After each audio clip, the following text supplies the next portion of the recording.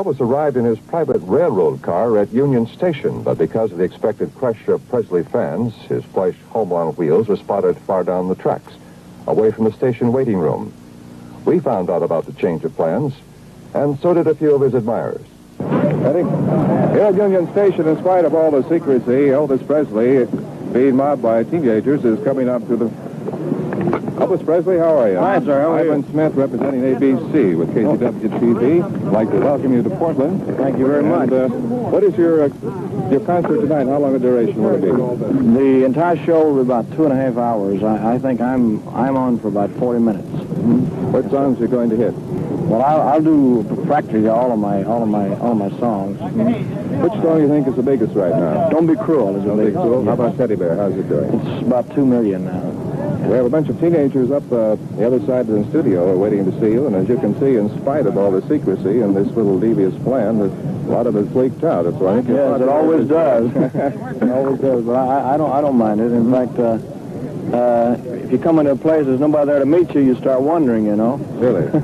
You're going to allow film tonight at your press conference during your show? Am I going to do what, sir? Allow film, movie film. Oh, yes. No, not movie film. Not movie film? I'll explain it at the conference tonight. Mm-hmm. Well, that won't do us a great deal of good, you know. Excuse me, I said yes. He says no. I don't know what's going to happen. Well, I'll explain to you tonight. Very nice talking to you, sir. We're going to have to run here. All right. Well, thank you very much, sir. All right. Gene?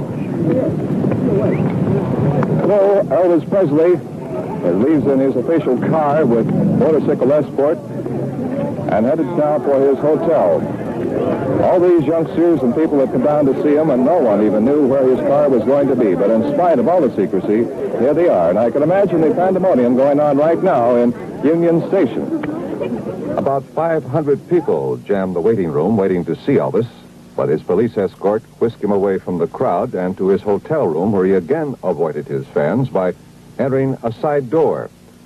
His manager says the precaution is necessary to protect the singing star. On other occasions, enthusiastic fans looking for souvenirs have all but stripped the rock and roll singer of his clothing.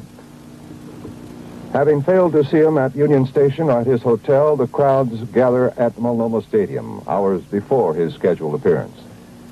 Meanwhile, at the press conference, apparently Elvis and his manager reached some sort of a compromise. Filming was allowed, but no sound interviews. Elvis entered amid the popping of flashbulbs, talking with reporters about his career, his wardrobe, and Colonel Parker, the man responsible for his meteoric rise to fame and wealth.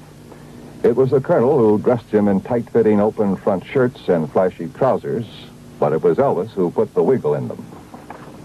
He says he doesn't wear makeup, that pasty skin is natural. He wears sideburns because, as a kid, he admired truck drivers, and they wore them. He says he's ready to be drafted if and when they call him, and yes, he'll get his hair cut because most of the guys wear crew cuts, and he wants to be one of the boys. Just 3.5 hours after his arrival in Portland, Elvis drove to the stadium in a white convertible, dressed in a gold coat, to perform for 40 minutes before a screaming audience. For Evening, this is Ivan Smith.